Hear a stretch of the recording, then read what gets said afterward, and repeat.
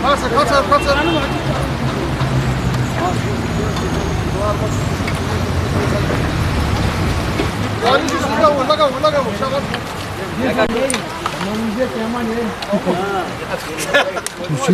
मेरा फ्रेंड है मैंने शासी में लगी गोबरा आराम से कर। पोल्यूशन कंट्रोल कमेटी जो है जे&के की, इसमें जो डिस्ट्रिक्ट ऑफिस है कुलगाम का, तो इसमें वो इन्वॉल्व है। तो हमें ऊपर से हिदायत है सेक्रेटरी साहब की तरफ से कि ये जो है सेव रिवर कैंपेन ये शुरू करनी है हर एक डिस्ट्रिक्ट में थ्रू आउट जे&के। तो इसमें हमने BDO साहब को लिखा है, सबों को हमने मेल किया कि इस तरह कैंपेन है। तो इस सिलसिले में हमने आज शुरुआत की, क्योंकि कल भी वेट था, ये मौसम रेनफॉल हो रही थी, स्नोफॉल भी इनफैक्ट हो रही थी।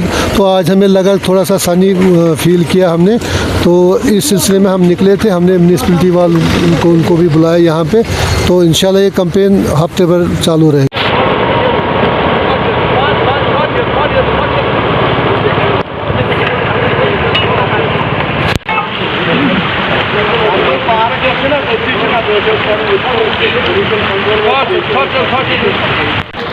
गाँव में घर के नियम से लगा वो पलाव कहते हाँ भाई कोई पलाव नहीं